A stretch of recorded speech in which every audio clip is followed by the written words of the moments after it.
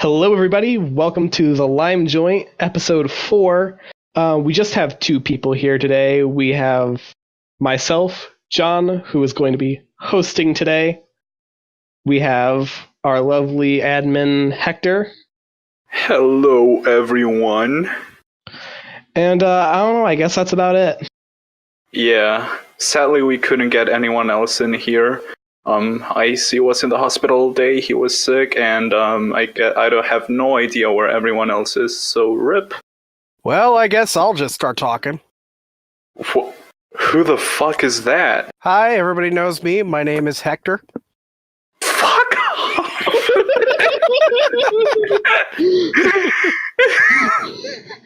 Oh my god, no, okay. You know what? No, we're going to cut that because I'm going to be like, howdy, No, y'all. My name that. is... We're keeping that. All right. Yeah. Howdy, y'all. Okay, so real shit. Okay, this is Swert. Yo. Okay, so he is one of our hosts who hasn't been in any episode before, and he hasn't listened to any episode before. All right, look, I've been busy. Yeah, because he's an adult with a life. Sure, you are busy. I'm pretty sure all you do all day is build Lego. I mean, that's at least a hobby, yes. I mean, isn't it technically your job? Yes, that was what I was gonna lead into.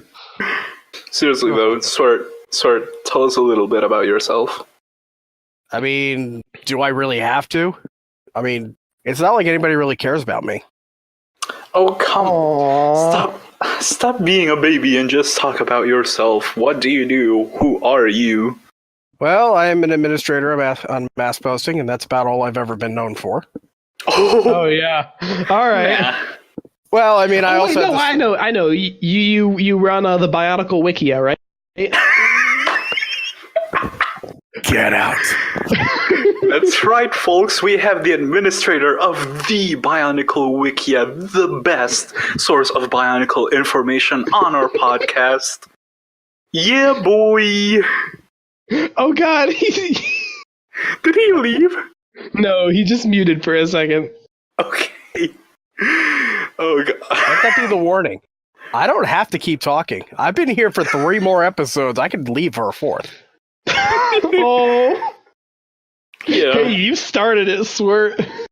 I'm trying to be modest. If I have to go through all my accomplishments again, people will think, oh, he's just an elitist like... Oh. Hey, don't talk shit about our future guests. Okay, so, real shit though, Swert, you actually administrate not the Bionicle Wikia, but Bionicle Sector 01, is that right? Correct. That is my website. I've had it for about, almost 12 years now. Shit. Dang, son. So I did not, I have to admit, I did not start it. I'm pretty sure people think I did. I did. I did too. In 2005, on the 5th of October, the wiki was launched by Crystal Matrix, who was the original owner and founder of BSL1. Mm-hmm. Wait a second. That's like that the Guy Fawkes mask dude. That's like what he says. Red Rover, the 5th of October. Yeah, something like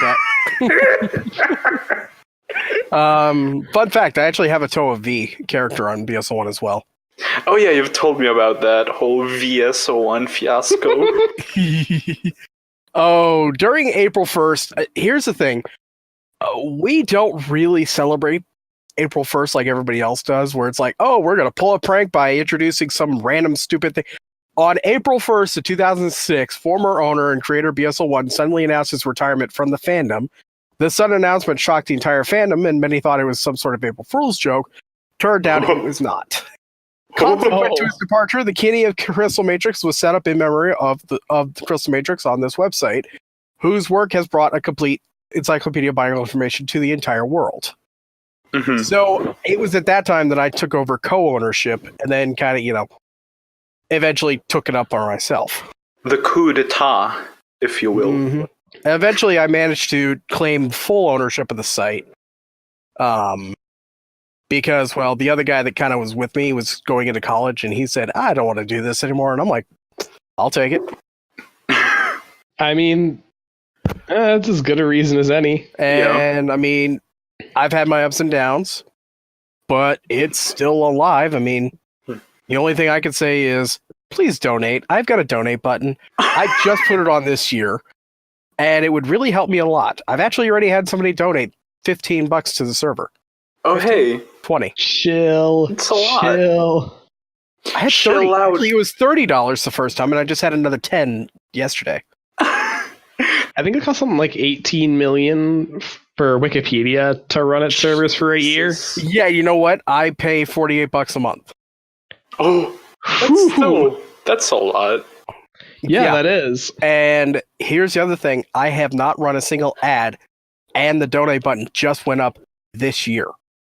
Damn. Out of 12 years. Yeah, okay, I really have to commend you for that. Thank you for not putting advertisements on VSO1. You're quite welcome. I have never wanted to have an ad run on this thing. If nothing else, and this is my selfishness talking, I didn't want to deal with the taxes. Found out if you get it as a donation, you know, as long as I don't touch the money personally and it just goes straight to the server, I'm okay. Okay, what if you get, like, a surplus? If I get a surplus, it rolls over into either the domain fund or into the next month's server. Uh-huh. But I only pull exactly $48 out of my PayPal into my bank account to pay the server. That's it. Mm-hmm. I'm more than happy to share any log with anybody of these transactions. Yeah, sounds like I'm just gonna have to call the IRS on you, see how that goes. No, I'm perfectly legitimate. Again, I don't touch this money for myself. It goes straight into one account, into the next account, into the paying the server. Yeah, let's arrest Swert for fraud. That sounds like a good idea. Live on the Lime Joint. Let's get arrested. Oh god. Anyway, but enough about peeking behind the curtain and, probably getting cut from the podcast on that. Yeah. Point is, you're quite welcome. I keep the website up and running. I keep the lights on and pay me money. Let's move on. Okay, so that's quite enough about Swert. Good having you on, man. Gotta kick you out now. That's quite enough about you. I'm just joking. By Swert, you're now banned from mask posting. All right, bye guys. You had your 5 minutes of fame? Hey guys, can I join?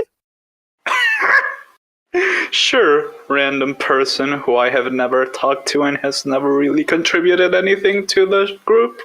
You can be on the show. Great. Hi, my name's Krillin. I may have a bit of a cold right now. Oh my god, but okay, yeah. We don't actually have much to talk about this week. Some plans kind of fell apart. We had planned for a guest this week, but it's gonna have to wait until next week, I think.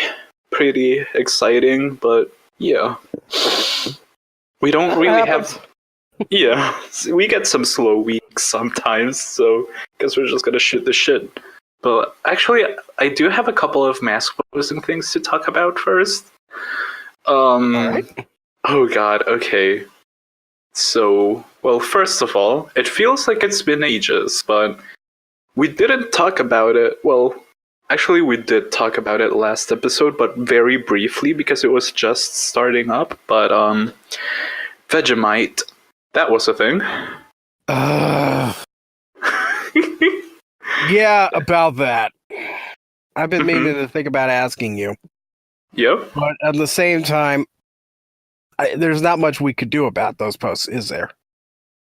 Because here's my thought. If somebody is stupid enough to put something that is technically washable onto their, purchased items, such as a Bionicle mask or a set, who are we to stop them? Exactly. But at the same time, do we really need 5 million threads of the same thing of somebody throwing mustard on their frickin' mask or something? Yeah, the only thing, literally the only thing separating this from, like, milk is that at least people are making it Bionicle related. So we can't actually ban it like we banned milk, because a lot of that was just people posting glasses of milk. William, I fucking hate. I feel like I have to say this every single episode. William, I fucking hate you. You have said it every single episode. Because I have to. Every week he just pulls something out of his ass. In fact, that's just going to be our new named segment, the Fuck William Brunning segment. You can't say his fucking last name. I have to censor that. No, you don't. Yes? Wait, Everybody knows who you're talking about. Dude, you had him on. His name is published on the channel. Is it? No, I just wait. Yeah, the Did I bonus put it- episode. Yeah. Oh. you did. I didn't mean to. Well, Well, it's too late now. You put it up a week ago. Yeah. Well, now you have less than 3 days to remove it before this episode go live. I don't care enough. But here's the thing. Out of a member group of over 14,900, every single one of them knows exactly who William is. He's just that iconically known. But it's just... He is such an iconic member, but for all the wrong reasons. He is the true chaotic mask poster. Chaotic neutral. I did also send a link in LimeJoint to that. It looks like a UCS Hulkbuster set. Oh, I did see that. I looked Well, at it. maybe not necessarily and- a UCS, but it's certainly with a base and like a gantry and It's a big boy. Yeah. it says Hulkbuster Ultron Edition. Huh. I don't know how I feel about it, because it's like... Yeah, It's I like- don't know. Certainly a lot bigger and bulkier than the set one we got before from the Age of Ultron series. Yeah. But it feels more or like less out of proportion than the other one does. It Based seems on the really size. janky. Like... The dome is like a what? Is that a 6 stud or an 8 stud dome? Can't tell from the photo. I think, It looks 6-stud. Yeah. from what I remember of the one we got before, I think I prefer the one we got before. So it looks like the torso is like 12 studs wide, which by the way means it's 12 times the size, or 10. What is it? 6 times the size of a minifigure. What Mhm. wide? That's. I mean, considering It's big. the arms of the other one, are they supposed to be like? I guess I should ask: is the Hulkbuster supposed to be like a contained system so that Hulk can't kill Tony in it, or is he supposed to have like a lot of connectivity with, like, say, the arms and the legs and the stuff like that? You know? I mean, to my knowledge, Hulkbuster is just so that he can contain Hulk. So it's just supposed to be raw power to overpower him. Based on the size of, first of all, those legs will never reach the bottom of those legs. So already it's not really a suit of armor so much as it's basically just a cocoon. Mhm. Mm-hmm. I like the Yeah. posing of it, but as far as scale goes, this is definitely a lot bigger than the real deal. Hmm. Well, as it happens, like I'm looking at this and it's just like it uses like those weird system joints, the snapping ones that are on Yeah, those are And, like, idiots. yeah, like At least use mixhole joints. yeah. Mixhole joints or even But like stick actually, system to ball joint. I can survive both. like they've been using these joints for years and years. Yeah, I mean, they they started. Hell, they even had it in Makuta 03 with the legs. Yeah, Yeah. are they the Knight's Kingdom joints, the ratchet Yes. ones? Yes. Oh, okay. Yeah. And I mean, certainly eventually they switched over to using ball joints with bricks attached to them. But Mhm. those are But this one's less using- stable. Yeah. I Are definitely they? wouldn't want to see. Well, I definitely wouldn't want ball joints to be used on something with this kind of bulk. Right. Mhm. less stable in that they're, they don't stay in position quite like a snap joint would. Uh-huh. Yeah. Yeah. There's not as much friction. Oh, definitely. Again, I am speaking from an actual Lego perspective. I've had to build some of this crap already. Mm-hmm. Mm-hmm. Yeah, I'm looking at the original Hulkbuster set we got, and I don't know, I prefer it, to be honest. It looks better in my opinion. I already have the Hulkbuster set, so. And yeah, I like that it just combines, CCBS and system. I think it looks really classy, like, compared to this one. Mm-hmm. Yeah.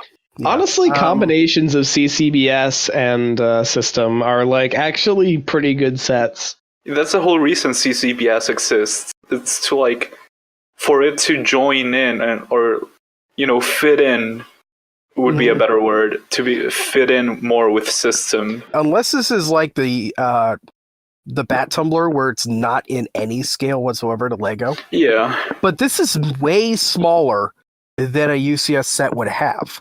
Mm-hmm. So if they sell this set, it's going to be no more than $30. I guarantee it. Maybe 40. Really? I can't see it going any higher. I mean, there's only one figure, unless there's a lot of gold in there that I'm not seeing. Mm-hmm. And even then, Yeah. $50 at the absolute most. Yeah, I would say $50. Just because Disney tax. I don't know. Like the biggest thing I see driving up the price is the fact that it is like on a stand, and those are usually a lot more expensive than they have any right to be. But this doesn't look like it's any more than like 200 pieces. Agreed. It's no more than, I mean, 400 at the most. Yeah, maybe 400. Mm-hmm. But even then, that again puts it in the $40, $50 range. If they sell this thing for $100, it's a BOA. Oh no, this won't sell for $100. Never. Honestly, I have difficulty thinking it's going to sell very well at 50 because, like, me too. The Marvel Superheroes is more kid focused than a lot of the Lego brands. Well, we'll certainly know more when it finally comes out because I don't think it's coming out for a while, is it? Probably not. I have no idea. Now, there is an interesting point. I'm looking at the box again. Look at the bottom left corner. It says batteries included. Oh. So there's a light brick in there somewhere. Oh, yeah, there is. I think they show it glowing in the picture. Yeah. In the chest piece. Okay. So maybe that... So I think that's where they'll justify some of the cost. That's where they'll justify it. So it might if you look at the second image, too, I mean, that gantry is really hefty. That I didn't take that into consideration. So parts-wise, it might be even more than we thought. Mm. But again, this might end up going up to 60. Yeah, I'm definitely leaning to 50. Yeah, 50 to 60. That's probably the price range of it. If they could sell it for 35, that'd be gorgeous as a $35 set. But if they could sell it for 35, highly unlikely. Highly unlikely. Mm-hmm. And I mean, I'm talking also from perspective of where the Disney taxes we're calling it seems to land these days. Case in point, one of my favorite sets from the Star Wars CCBS line right now was the speeder bike with a scout trooper. And how many people you think really bought that set? Not a lot. Wasn't it going to cost 50? You $55? Oh yeah, I heard from some people that it actually sucked. It actually isn't that great, but it's still better than the other alternatives of that. Oh, what set was this again? It's the Scout Trooper with the speeder bike. Oh, God. Yeah, that was disappointing. Yeah, a lot of people were really hyped when that got leaked, but then the price was announced, and they were like, oh, let's never talk about this ever again. Right. 452 pieces, though. I'm very excited because I didn't pay that price when I got it. I actually went to the Lego store at Lego headquarters. Yeah. I got it for half off. So I paid $7 for it. Yo, I was so lucky that I ended up getting a K2SO when I ended up going to Ottawa in September. Nice. Like, it was in this like random ass bookstore on like, it wasn't like a chain bookstore. It was a random big local bookstore. Sure.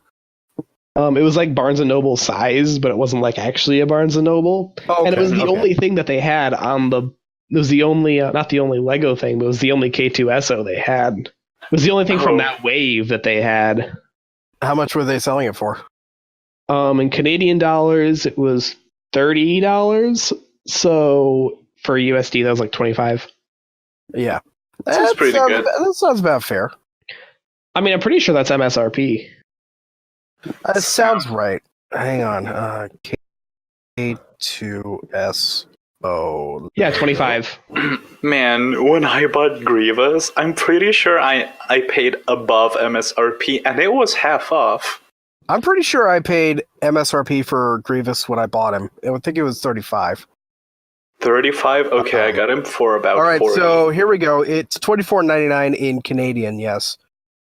No, sorry, $24.99 in American. My bad. Yeah. Yep. $24.99 euro, $19.99 pounds. So K2SO is a not bad price. Now his current value nowadays is closer to like $8 brand new. Really? Yeah, he devalued on BrickLink a lot. That's a shame. It really is. Yeah, I wouldn't, That's a quality set. Yeah, a lot of people like include K2SO in like the honorary Bionicle tagline, you know? Well, because unlike all the other CCBS that they had released, he actually looks and feels robotically like, you know, the styling you would get in a Bionicle, at least G2 level Bionicle. How's that? I mean, I hope so, because he's a robot. But... Oh yeah, so MSRP for Grievous is $35. Yeah, I paid that. I got him for about 40, 45, and it was half off. Robbed. Every store that has him that I'm seeing, though, has him for like 45. Yeah, he appreciated in value a lot because he's literally the best of the 6 original CCBS. Oh, yeah, by far. I mean, I never was a fan of either of the 2 Jedi.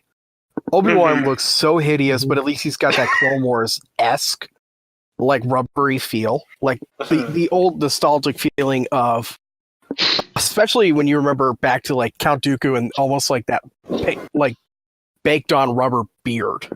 That's what it looked like. Honestly, like... That reminds me of that. Yeah, New Clone Wars like is a really good aesthetic for CCBS. It really is. And then you get to Luke Skywalker, who has never had a Clone Wars equivalent, and oh god, they ruined him so bad. I mean, I hated that Luke Skywalker. I still think like no human CCBS faces looked good yet. Rey had a very good approach. They put the helmet on her so they didn't have to sculpt the hair. The first Rey, that is. Let's clarify. But what's really awkward about it is how, like, it's not even necessarily the heads themselves that look bad. It's how the heads mesh with the CCBS themselves. Because, like, when you look at them, these heads are not that much worse in composition than, like, the Galador heads were. Sure. Oh, God, but... So I will... And no one remembers the Galador heads for being bad. Yeah, no. The Galador heads look a hell of a lot better than Luke Skywalker's. I'm saying that right now. Okay, what about McDonald's Galador? Oh, God. They look better than the actual sets. Yeah. That's not wrong. So I can actually go through a list real fast because I got so little. I'll tell you how many of the CCBS Star Wars I own. I own Jango. I actually bought him. I own Darth Vader. Why wouldn't I? I own Grievous. Again, why wouldn't I? I bought Rey because I really liked that dark tan parts in there. And Rey was actually starting to become one of my favorite characters before the movie even came out, just because of how they portrayed her. And then you learn the real background of her, and it's like, dude, why are you giving her the lightsaber? Oh, that's right. You want to keep it a secret. I bought the First Order Stormtrooper simply because I wanted to build TR-8R's baton to give it to him. Oh my god. I got Poe Dameron from Lego to review. Wasn't a fan. I do appreciate what a set. pieces, but yeah, a lot of good orange. But that's about all I can say. Did you ever get Poe Dameron's X-Wing?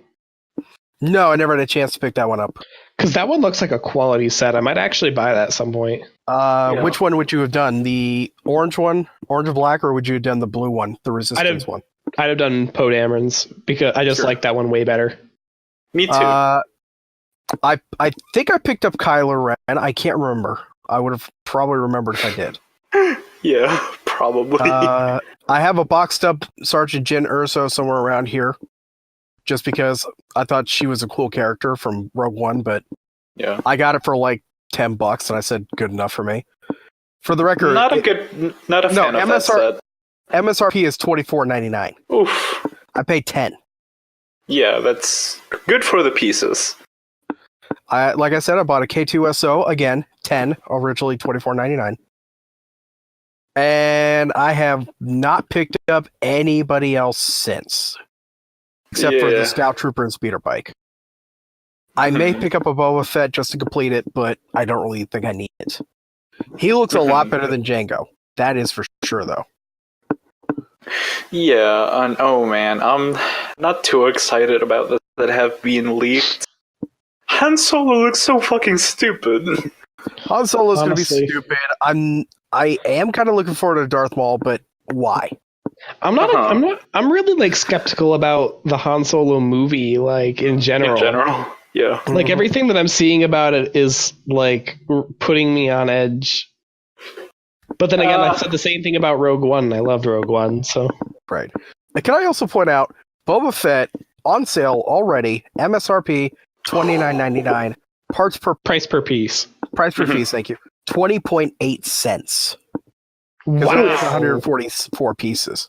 So you're asking me to pay $30 for essentially a Tahoe. I think that's about the same. Isn't Tahoe set about? No, that's Tahoe. Like G2 Tahoe. Or Uniter or sure. Let's go Uniter. Okay. Let me do a quick search. Yeah, I'm already there. Tahoe Uniter of Fire is 132 pieces. Exactly. It's no different, and they only wanted what, $20 for him? Mm-hmm. Yeah. So you want me to pay $10 more just because it's Boba Fett? Was it only $20? That's interesting. Yeah. Oh yeah, no. CCVS is getting hit heavy with the. Well, no, because like I remember, Tahoe and them being like one of the bigger ones for one of the bigger like. Well, yeah. Sets. Kopaka was 25, I think. Yeah, I know that. Yeah, no. Tahoe was the what we call the big set. Yeah, I think I paid $30 for my 2015 Kopaka. Man, shout out to that guy who said he was gonna mail me a 2015 Pohadu and then never did. Oh. Yeah, confirmed. Tahoe was $20 Uniter. Well, damn. Current value is still $20 on Bricklink, brand new. By the way, well, price good. per part or price per piece is 11.4 or 15.1 cents actually. Honestly, that is the biggest thing about mask posting that I thought was really interesting. Mm-hmm. Like the longer I spent in here was finding out that like Lego sets they're like Bionicle sets and that don't retain their value at all. So they don't. You're always better off just opening them and building them. The set itself has no value whatsoever. None. It's always been about the collectibles from the first generation. And like Generation 2 has no redeeming collectible. They have good Ultra builds, which, let's be honest, they kind of ditched that in G2, except for just at the very end with the Makuta, which doesn't count. But in all fairness, I think that's a victory on. I think that's a good thing on Lego's part because it means that they're producing sets to meet demand. Mm-hmm. What I do like is they try to force you to kind of buy both. It's like, hey, look, the Uniters. You get the creature, you get the Toa. Put them together. What do you got? A Mod Podge of 2 sets that I'm never going to put together properly. I mean, they did that since 2008, and I think it He worked. did that since 2001. I'm sorry. You're not wrong. Wait. I could never get any of the Kaida to work properly. Oh. They would always just like Kill me! Oh man. I never had, like... I always bought a bunch of Bionicles, but never the right ones to make the combiner. So I just boned myself. I do really want to make the Japanese Rakshi combiners at some point. God, Oh, man. I love the one. I have to break down and build that one of these days. I love the Rakshi combiner that just looks like that one picture of a badger. I don't know if you know what I'm talking about.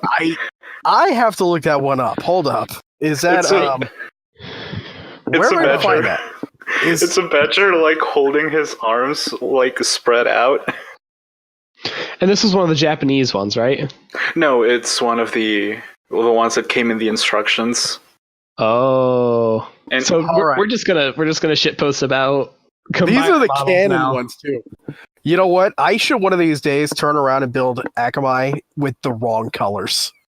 And Rua just with the wrong colors. disgusting. Oh man, are we gonna shitpost about the combiners again? Yeah, we are. I mean, in all fairness, we haven't done that in like a year. Are you talking about the Rakshi kind of Vo? The one that's kind of like he's riding around on a giant horse? Let's see. Vo? Yeah. It's No, 5 Za. lines down. Za? Yeah. The one that has like 3 heads and feet for hands. Yes. That's so hilarious. Oh my god! I'll see if I can find the picture of the badger. I think Icy has it. Can anybody remember when the Zyglak were supposed to be like this biggest threat in the world? And it's like, oh, then you look at it, it's like, hey guys, what's up? Oh my god. Hector, I'm going to make you have a lot of fun editing the video this week. Screw you. I mean, it's not that hard. But the Rakshi combiner we're talking about is that literally it says in a row of a Rakshi combiner, it's the 3rd one. That is one of the best. It just looks so. You could throw that at Attack on Titan, and I don't think anybody would know any different. Which one? The Japanese one? Inspirational Combiner 1 is the file name. We can't forget the Supreme combiner model. Oh. The god himself. Oh. Tim God. He got feet on his feet. On his feet! Tim God. Oh god, I love Matora Nui. I fucking love Matora Nui. He is so good.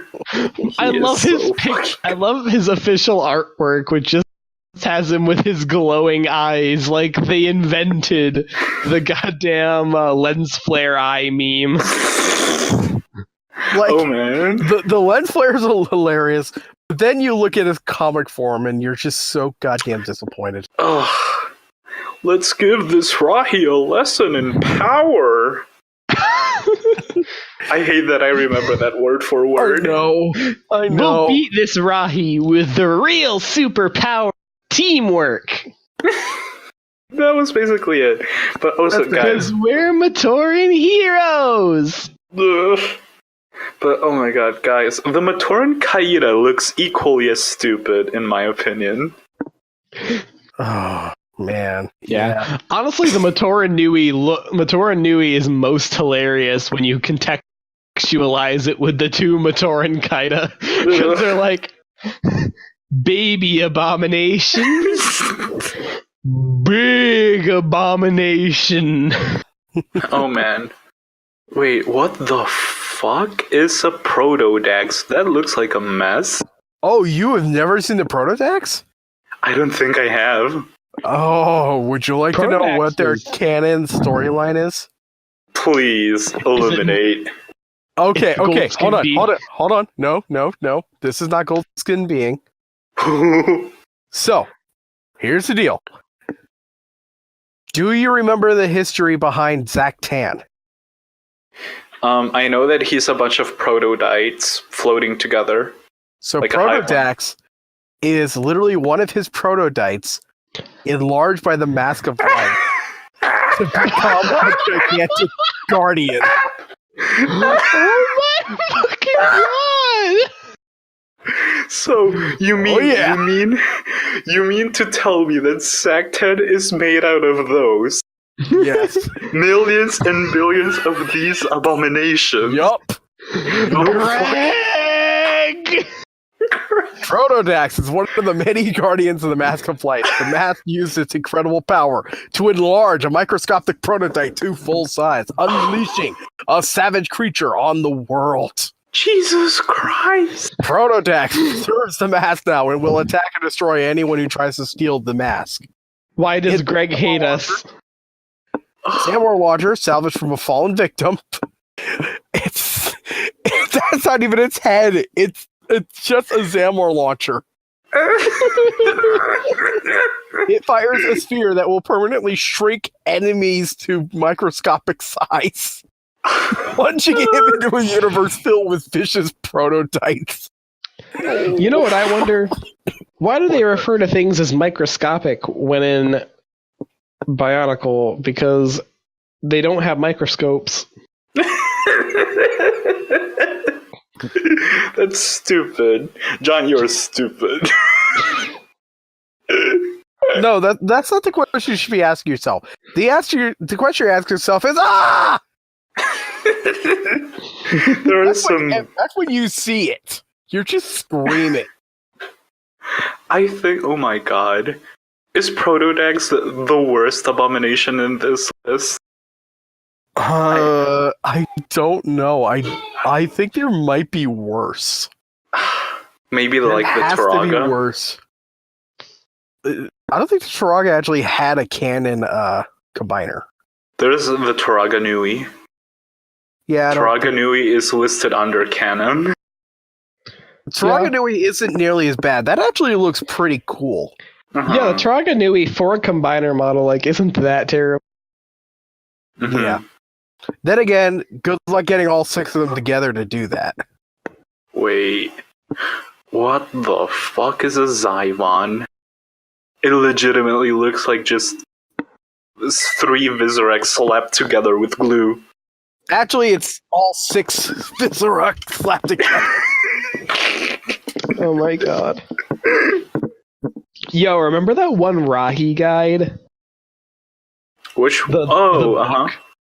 It came out that was the coolest thing ever. Mhm. Way back when. Yeah, I wasn't even aware that was a thing until very recent. Yo, I got that back when it came out, and that was freaking Mhm. that was cool. It was Anyway, really cool because it was like The Zevon? Mhm. Sorry, go ahead.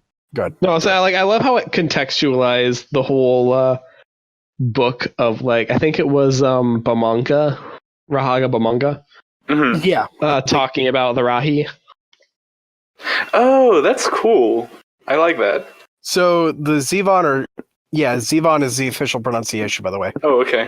Combined using all 6 Viscerock, and it's a specimen that lives in what they call the Field of Shadows. It's summoned using a Kagarox Rotuka spinner. The Zevon is well over 30 feet tall, and it's a ferocious appearance. It has a pair of powerful mandibles, a hard shell, 2 large claws, and 4 Rotuka spinners mounted on its head, back, and claws. That will cause blindness, deafness, muteness, and numbness. It also has 6 legs. It can shoot webbing to entangle foes, and it has a powerful tail swinger. And are you getting the picture that this was written by a 9-year-old? Yeah. Oh, yeah. Also, just because they had Tatarok snap that stinger off. Zevon's head resembles a Viscerox, while its claws and stingers are similar to that of a Nui Jaga. Oh, The gee, I Zevon fucking was wonder summoned why. whenever the Viscerock horde needs an extremely powerful force. The Rahi fought only to protect its main food source, the Viscerock. So this thing actually eats Viscerock. What the? Okay. If the Zevon is forced into battle with something as large as it uses its claws to grip the opponent while repeatedly stinging it. After victory, the Rahi will then often consume Visrock allies in celebration, causing the spiders to all hate and fear the Zevon. Fire and smoke can sometimes deter, though not defeat, this Rahi. Guys, we need help. Let's call our fucking predator. And then he's like, and then he comes out and it's like, behold, I am here. I will stab. Ooh, I need a lunch first. Oh my god. Now I will defeat you all. And I have won. Time for a celebration. No. I have one question. What the fuck is wrong with Greg? How the hell does he come up with this shit? How? I don't know. You know what? He used to write horror. Oh. Okay, but like, that Does doesn't that explain it. anything? Writing horror does not excuse horrible writing. Like, just how does he just keep this all straight in his head? Like, he writes like detailed backstories to every single fucking little thing. How does he do it? He writes detailed backstories to every single little thing, but then he doesn't give like Rudaka a resolution. Oh god. No, what he does is he sits there and comes up with an idea, and then some punk 12-year-old comes along and sends a private message to him saying, hey, can we do this? And he just says, sure. Except he established it as canon 3 years ago, something else. Which prompts me to have to edit the wiki again to fix the retcon. Also, if we're talking about combiners that look like absolute monstrosities, we have to bring up Kraka. What is this? Kraka? Kraka. Hang on. I'm not going to read a word. Oh, I know what this is. I'm not going to say a word. I'm just going to link it to you, and you're going to read it okay for yourself. Oh, okay, I'm going to read it out loud this time. It's my turn. Feel free. That's fucking long as shit. I'm not doing that. You don't have to read all of it. Is the last... Oh, it's this dude. Yeah. Check, but yes. Kraka is the last of a species of shape-shifting Rahi. So, to clarify, in She the form looks that like we're she talking wants about, to die. the form that we're using here, she basically copied all 6 of the Toa Metru and mashed them together to create this, which, by the way, is how you build her. You need to use all 6 Toa Metru to build her. Yes, I remember this, actually. This is like the absolute fucking worst. Yeah, like, I think I remember this in, like, the back of the books, I think it was. Yeah, they had a photo of it in the back of the book in black and white. In number 3. Which, by the way, trivia. According to a citation needed, Kraka is Greg Farshti's favorite Rahi. Oh, makes sense. Oh, when guys. Takanuva was transported to the Toa Empire alternative universe, he went looking for Kraka, hoping that because she'd helped the Toa in his universe, she would help him in this one. Then he was then intercepted by Makuta Pterodax. Wait, no. Do you guys know what Greg's favorite Bionicle is?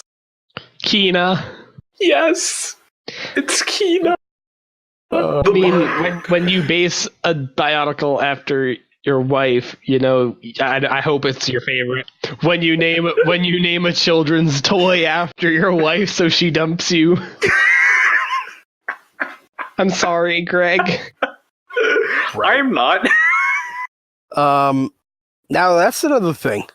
They list here the mutated Sea Rahi. Is this supposed to be a combiner with something else? I have no idea. It's got propellers on it like it's a helicopter. Uh-huh. But it's supposed to be a Sea Rahi. I don't know. You're the one that made the. You're the one that made. I made nothing. How like you know? I don't even recognize that piece that made its body. Also, this Sea Rahi looks amazing. It's literally titled Unnamed Sea Rahi. It looks like a bumblebee because it's got all those. Oh yeah. Because it's got all the Zamor in it. That's a really nice model. I like it. I really like it. I really like that. Yeah, but of course, and somehow it's canon. I mean, Hey, I'm happy with it. It's just a Rahi. Yeah. I don't get why it's a sea Rahi. I think it would be like a junk, but whatever. Right. Oh my god! Oh my god! Oh my god! Oh my god! I totally made the unnamed sea Rahi when I was a kid. I had that set. I built him. Oh my god! I completely forgot about this. Oh my god. I like the one mutated sea Rahi that's like that looks like one of the system sets. It is. That's the set I had. Oh my god! I built both of these because I had this set. It felt really cool. Which set was it from? The fucking Baraki Deep Sea Patrol. Okay. Yeah, you I didn't even know they made system sets for Bionicle in 2007. Yeah, they did. Right. So in 2005, they started building these up, and it was a good concept idea. I especially loved it because it brings in a different dynamic to the to the line, and you could start doing more expansive scenes with the Bionicle. It just added so much to it. Battle for Metro NUI is so good.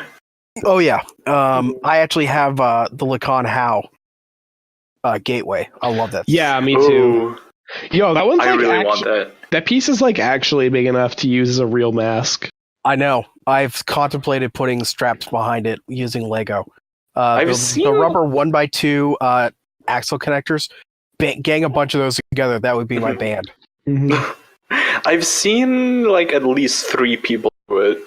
Yeah, that or using the 5 stud wide conveyor belt. I thought about using that too. Oh, yeah. And then I using have an upper strap going down along it to kind of capture it like LJ's mask. Yeah, no. I have the 2005 Tower of Toa set. Ooh, that was a good one. That was a decent one. It was okay. I have no problem with that one. But like the mask gateway, it's Norik's masks or Dooma's mask. It's not big enough to use as an actual mask set. Yeah, I actually have I have that one. Wait, can you use it as a mask? No, it's only like 12 studs wide. Yeah, I've tried doing it. It does not fit. No.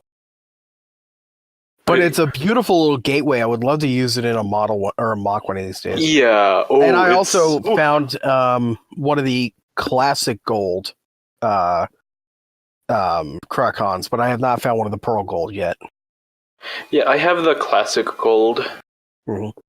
So just to clarify to our listeners, because we are still talking to you directly, of course. Debatable. This is around the time period when Lego was still selling these sets. They wanted to switch over some color palette because the Lego company was in a complete rehash of everything. So they slashed color and parts all the way down to a bare minimum in the restructuring. It's amazing.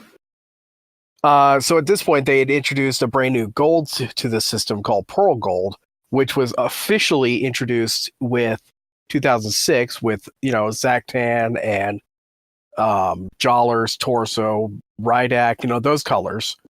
Those golds all came into the system, and they're still gold, the gold standard today. No pun intended. Or is it? So they were kind of teasing that, and at some point they started manufacturing this Battle for the Toa. Tower of Toa is what it's called. The Tower of Toa set. They started manufacturing this later in the, because it was released in winter 2005.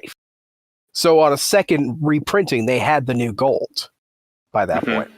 So no, this totally existed. Yeah, I've heard that the easiest way to get it back in the day was to contact Lego customer support and say that you didn't get the piece or it fucked up in some way, so they would just send you the gold one. So that's an interesting story. My first experience with Lego customer service was 2003. And the first thing I called them for, and this was back when you still had to call them, they didn't have an internet service, was, I know, Dark Ages. I called them and said, I would like to know if I can get a Vahi. Okay, well, I'll to you. And I'm like, the fuck? Oh my god. I can actually do that? I can be like, hey, I want to get a Vahi, and they'll just mail it to me. And not only did they mail it to me, they paid for the shipping, and I didn't have to pay a dime for it.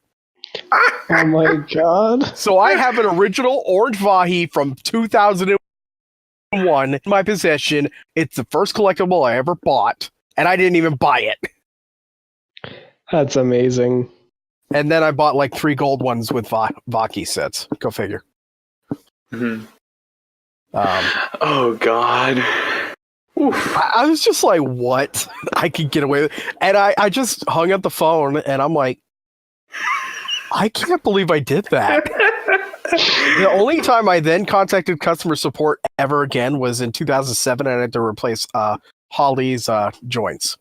Oh, no amount of replacing can save you.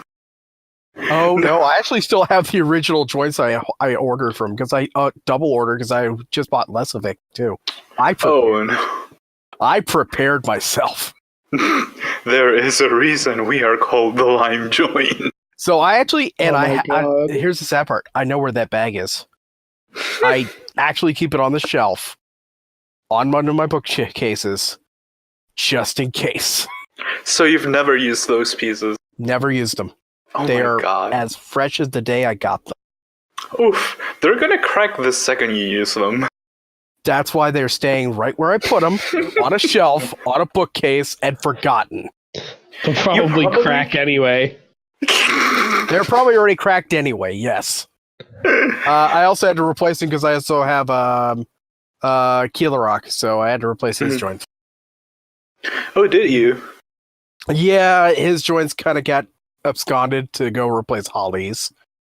The first time. Because I hated 2005 with a passion, but I absolutely loved 2006 and 7 was going at a better pace. And okay, I'm going to air this out. Yes, I absolutely hated 2005.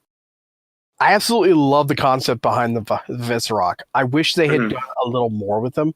Like change up the limbs just a little further, more than they did. But I absolutely do love them. They're probably the only redeemable thing out of 2005, in my opinion. That and the key to Naguru. Yeah, Kitaguru is one of the absolute best characters. I don't like the set so much, but the character itself. And I still want my mini Tonga. Oh man, rip the mini Tongu. I love that. Oh my god. So, y'all mind if I hit that key? Kite! And that goes right back into the playsets thing where they introduced playsets. And one of the playsets from 2005 was supposed to be like this, what is it, a catapult sort of thing? 8758. Yeah, it's like a tower structure, and it had a Toa Metru build using Keat Orange pieces, and it was basically Kitongu shrunk down, fighting against tiny Viscerock. It would have literally just been a Viscerock pile. They had 2, 4, 6, 8, about 9 Viscerock in the set on the box. But I still want Tonga. Oh, definitely. That would have been so cool. I'm going to be like, hey, 3D animators or 3D modelers who are listening in, who do 3D printing, get to work on that. 3D, yeah, guys, we are ordering you. Like, I don't care what it takes. I want a Metru body, and I want the Metru limbs. Just everything that isn't gray. I was about to say, just build me a mini Tongu. Just make happen. Yeah, that'd be cool. I don't know how much I'd be willing to pay for it, but I will certainly cross that road when I get to it. Yeah. Oh man. Speaking of the prototypes, do you ever remember seeing the original igniters? Yes, they're a mess. Yeah. Some of them are alright. I think it's still like really awkward seeing Hookie with the Mask of Truth. Right? Mhm. That's like the your boy right there sort of meme. Yeah. Yeah. Pyro with like the weirdest freaking mask I've ever seen. hmm Holly kind of just looks like Holly Mari. Yeah, I know, right? Joller with like this backpack on his back, and it's like, what? I'm almost tempted to see what the prototype from Matora would have been. Actually, no, we have that. We have the whole group photo. I forgot. Yeah, we do. He had a really weird mask. Yeah. I mean, other than that, he's basically the same, except for those like snowshoes that look like they weren't even made from Lego. Right. Mhm. What I find interesting is if you look at these, first of all, what is going on with Kongu and his mask? Is he basically become a Viscerock himself? I don't know, but that's like actually a really cool looking mask. Like, I wish he had gotten that mask at some form. Cuff 3D printers get on that. Oh, yeah. Right. Best as you can. I also find it interesting that most of their weapons are obviously not what they're supposed to be, but they keep certain aspects, like the claws they kept. That's been changed a little since. The Actually- Shredder claws. Those were actually, claws. if I'm seeing that correctly, they're using like two different pieces to make the claws in this, but in the final, they molded a new piece altogether. Yeah, Yeah. I've seen that done a lot in in prototypes. They just cut and glue pieces a lot, like for the Makuta Mystica Krika.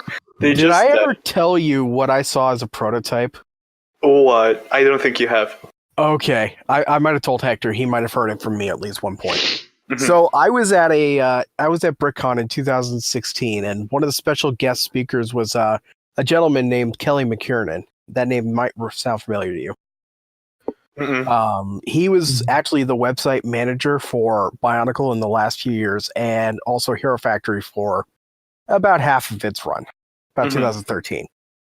So one of the gifts they gave him on the way out was 2 prototypes from Bionicle's line. The first was a fully chrome, and I don't have photos before you ask, a fully chrome Toa Matau. Fully chrome. Huh. And I'm like, whoa. And when asked why they did it, Kelly said they just wanted to see if they could do it. They wanted to know how much it would cost to make this. Oh my god. Turns out they'd have to sell each of the kits to keep costs down Mhm. for exactly $90 each. Oh, Just to sell this as a product. Holy shit. But you know what? And that's It was without the worth Disney tax. Mhm. The second one was this is an abomination I cannot explain very well anymore because it's been a year and a half since I saw it. And I wish I could have taken photos, but he said, please no photos. You can talk about it, but please no photos. And I'm like, he actually did say, if you do take a photo, just don't share it. I'm like, I cannot be trusted. I would definitely share these. Oh yeah. Not take photos. Let's pretend you do have them and you showed us and make the audience jealous. So this is actually one I guarantee was supposed to be maybe a Trend Crom prototype. Oh, I think you have told me about this one. I may have told about it. So here's what it was. It was like this Bionicle monstrosity that, for lack of better terms, it was just a standard build, except somebody had glued hair to the mask. What? Human hair, like beard hair, to the mask. Why? Wait, no. Did they actually glue hair? Yes. It was real hair. And it was Why? stubble. What the fuck? Because Lego designers are insane. What They're the stuck actual in fuck? Denmark. There's only cows and insanity over there. Oh my god, do you remember what mask it was? I don't know off the top of my head. I'm afraid not. It could have been one of the prototype masks too. Oh Those fucking god. Danish. What But the fuck? point is, I looked at that and I'm like, oh my, I want this. And that's not the only Bionicle thing he had like acquired. He also acquired like an almost life-size Ignika, which is basically a wall-mountable thing with light-up eyes. I want it. Plays it in his living room, and I'm so jealous. And I already even told him that. It's like, if you don't want that, I'm calling dibs. He said he'll keep that in mind. I would definitely buy it. Oh my god, that is so awesome. Oh shit. It's like, good time to mention that I like talking with my friends like Kelly. Kelly's a really cool guy. Yeah. You got friends in high places. Yeah. I mean, I don't like talking about that because it's like, oh, you know these people, and it's like, okay, this is an interesting scenario. And this is a good life lesson for everybody. Forget that saying of it's who you know. Throw that whole idea out the window. It is not who you know. It's who knows you. Ooh. You can know everybody in the world, but are they going to remember you? True. So if they remember you by name, then you know you've made it. But there you go. That is my life lesson for everybody. Don't try to know everybody. Try to make friends with everybody. Because if you don't make friends with somebody, it's not going to be the same as trying to learn who they are. Does that make all the sense to everybody? Yeah, definitely. I'm definitely gonna keep that in mind, actually. Because, yeah, I don't think anybody really understands logistics behind that whole thing. And this has been billionaire Warren Buffett. Oh man, with that, I think it's time to move on into questions. All right.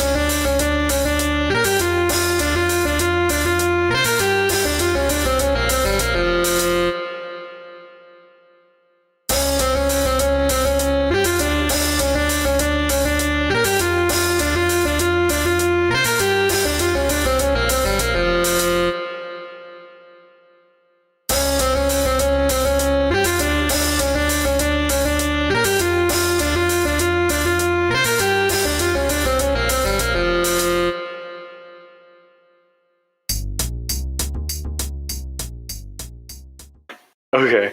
Also, I'm looking for that Ignika mask. Hang on.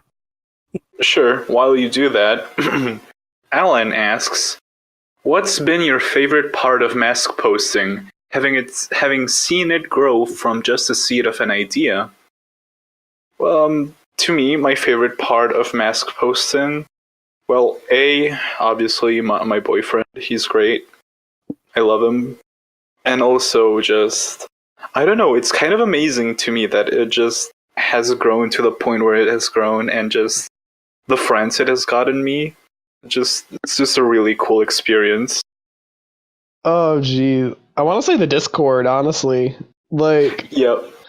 It is nice meeting new people, that's for sure. yeah. Not like saying that the Discord produces better content, or it's just like I love being able to just like hang out and voice chat with you guys or do whatever. Like, if not for the Discord, this show wouldn't have existed. So like, it's pretty cool. I like you guys. Certainly. Yeah, the Discord's just really cool. It is really cool, yeah. I certainly appreciate and enjoy just interacting with so many different people, and it's like, oh, we're all going to talk about the same subject, and it's like, I've always wanted that out of certain things, but it's like being able to finally get that is nice. Mm-hmm. You know, it's finally we're finally in a position, and I wish we had this almost 10 years ago, where we have interaction on a fast level and on a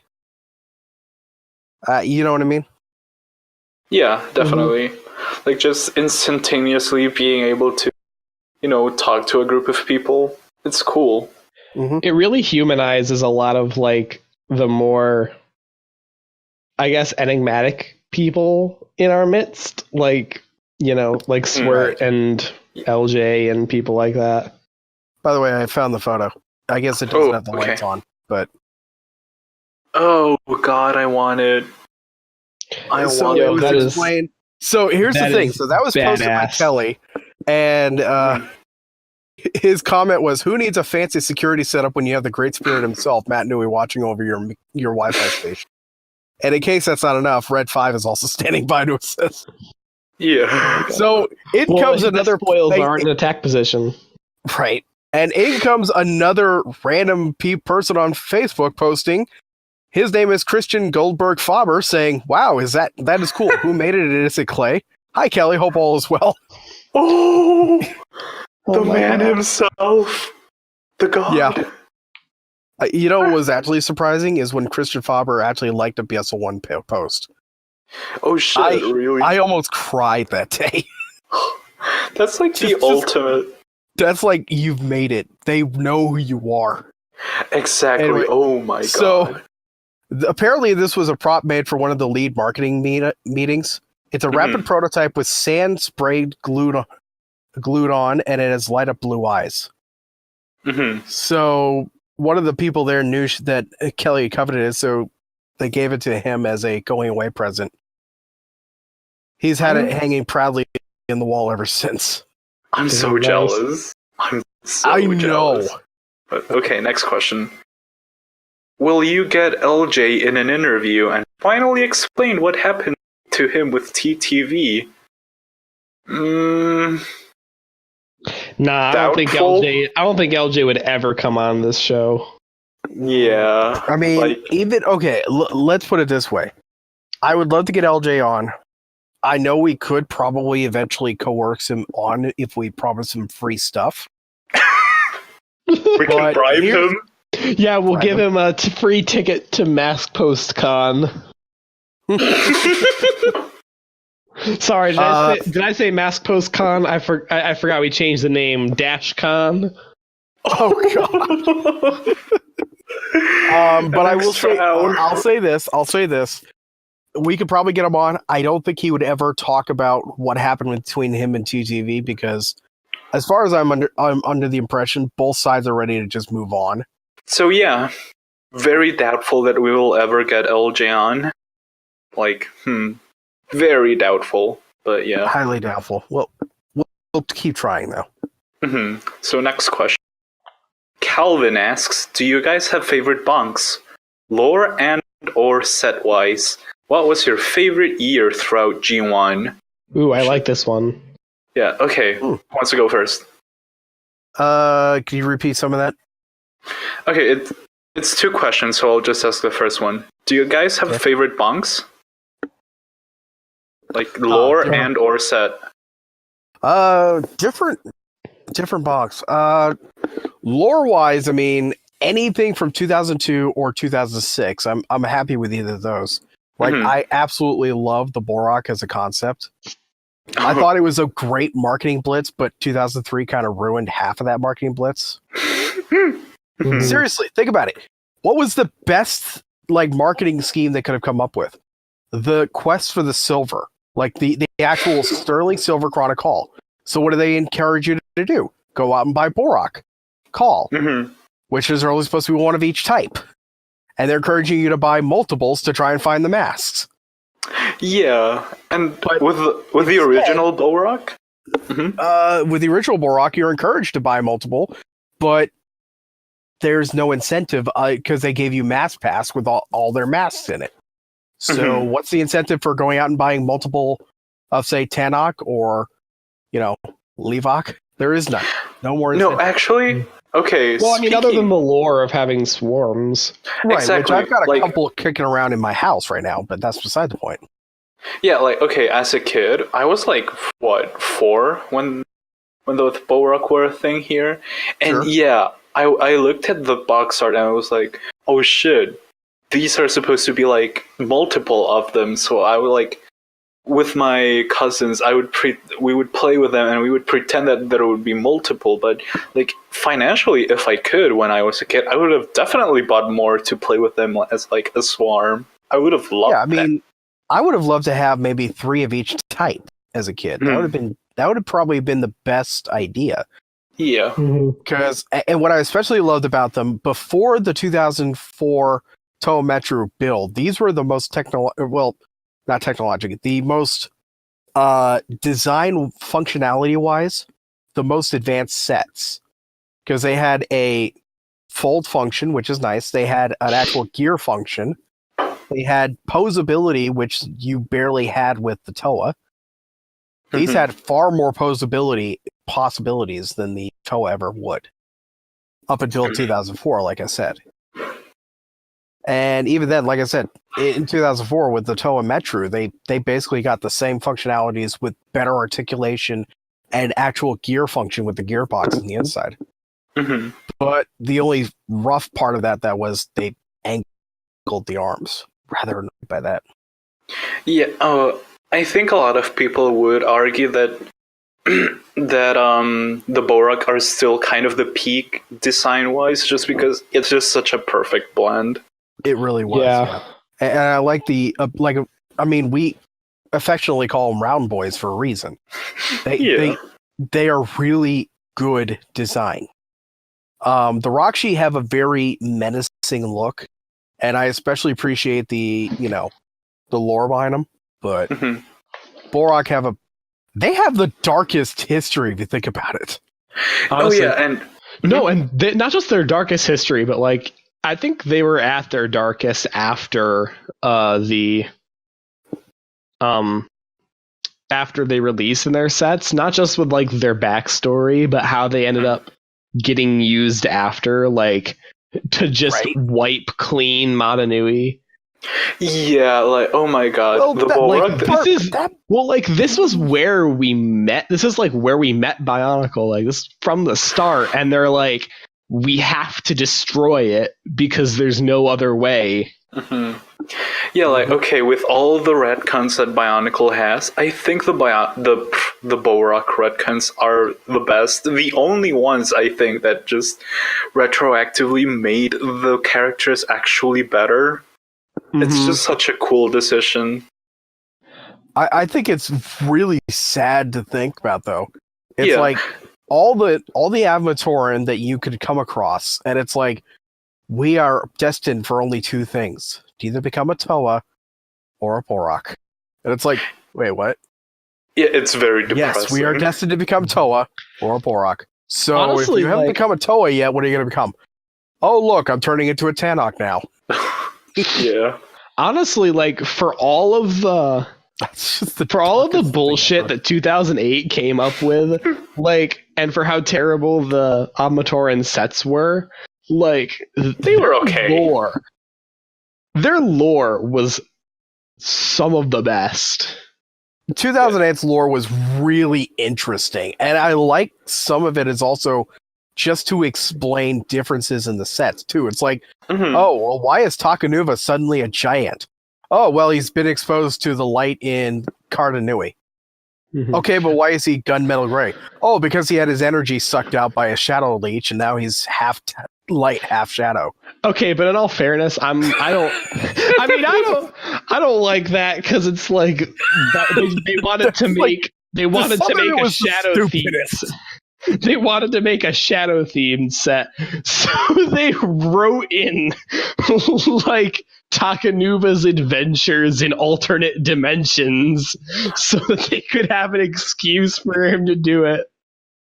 Yeah, I think story-wise, I would prefer 2006, but lore-wise, I would prefer 2008, just because of all the stuff that it introduces, and it's actually good. Like, Greg had a sudden stroke, and he write good for a year. Like, that's what happened. I still haven't answered the question. Yeah, I know. Rip. Yeah, We've go been on ahead. this tangent for like 20 minutes. Of I course, we know. have. My favorite bonk, set-wise, is probably the Rakshi. Honestly, I just love their legs. Mm-hmm. They are really nice designed, yeah. Like, the lower legs, I honestly think are one of the best pieces, like, to this day, and their upper legs are a surprisingly, like, creative build for what they are. Mm-hmm. Well, and it's nice that they tried to make something that isn't Mhm. just a static mold, much like CCS parts are these days. Mm-hmm. Yeah, it had It's like the nice that most they- articulation for the time. But in terms of lore, I actually like Karzani the best. Karzani is a very interesting character. Underutilized to hell, though. Mm-hmm. Yeah. Underutilized. Like, they brought him in for half a book just to be kind of like, you know what? Karzani is basically the Tom Bombadil. Yeah, Yeah, I like the whole like him creating abomination Matoran and stuff like. Mm-hmm.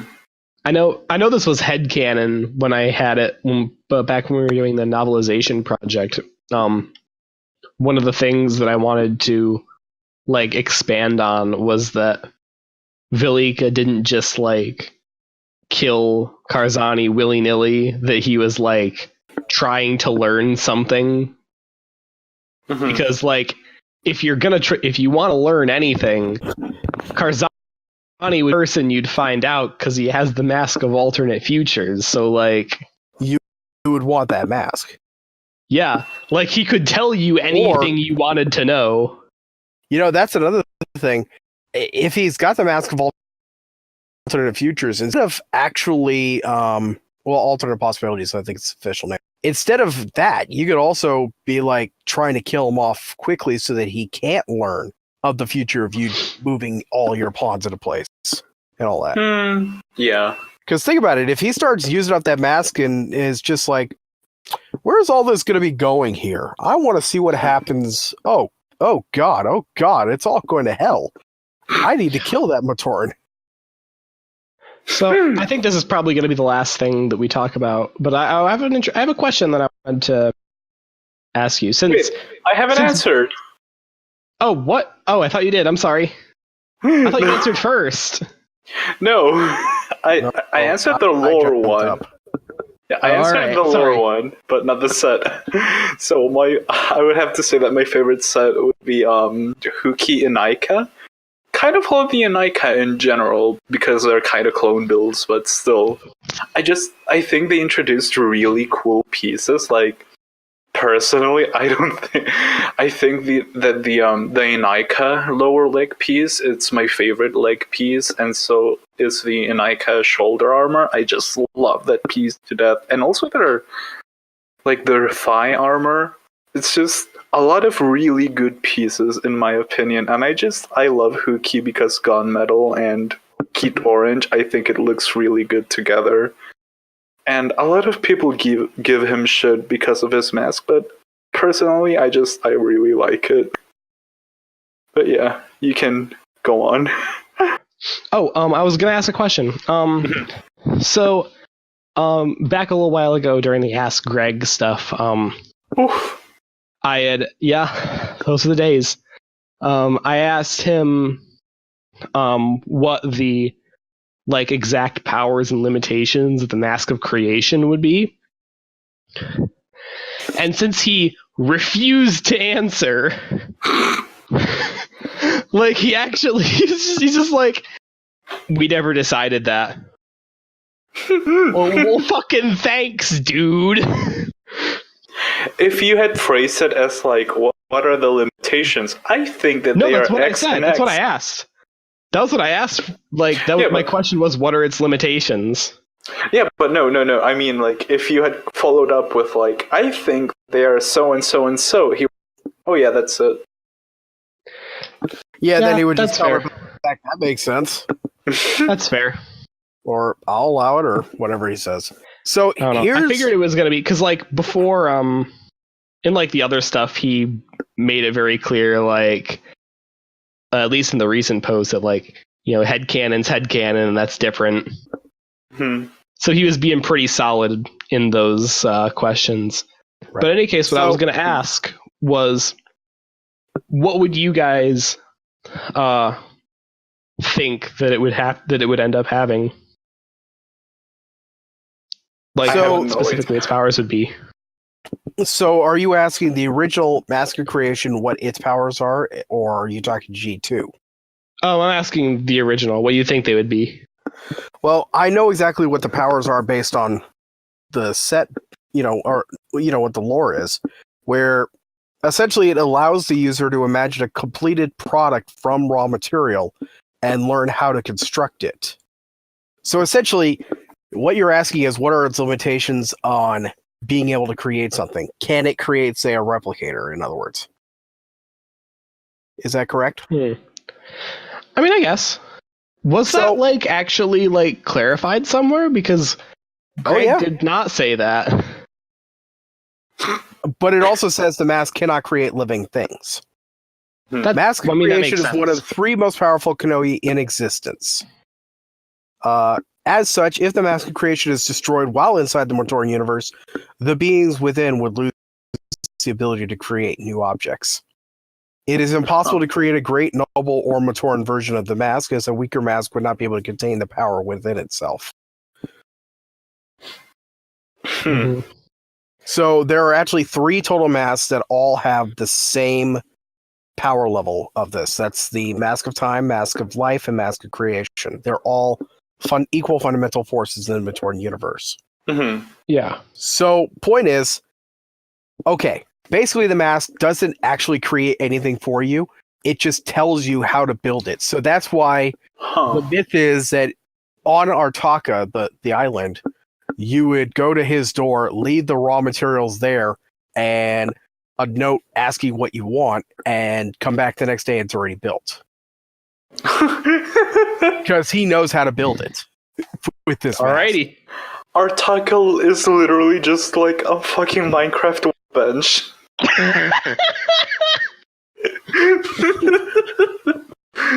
Damn, that's like a lot lamer than I thought it was. And on that bombshell, I think it's time to wrap this sucker up. Yeah, I'm with you. We're probably already pushing like an hour and a half right now. Probably. Fucking. I will say one last thing. Can I point out how disappointed I am with Artaka's color scheme? What is it anyway? He is an imposing figure, standing at roughly 10 feet tall and clad in gray-green armor. That sucks. Gray-green armor. Why isn't he white and golden? And fuck, that sucks. Or why isn't he like, a shining silver and blue or something? No, it's got to be gray and green. That sucks. Anyway, with that, let's that call bombshell. Let's call it a wrap here. Okay. See you guys next week on the Lime. This has been John, Hector, and I'm going to bed. That was Swert. Don't forget to check out BS01. I gotta understand. You have to understand. Every podcast I'm in, no matter what, I never actually say my name. I always answer randomly. Okay. So that's how I roll. Okay, so good night, everybody. Good night.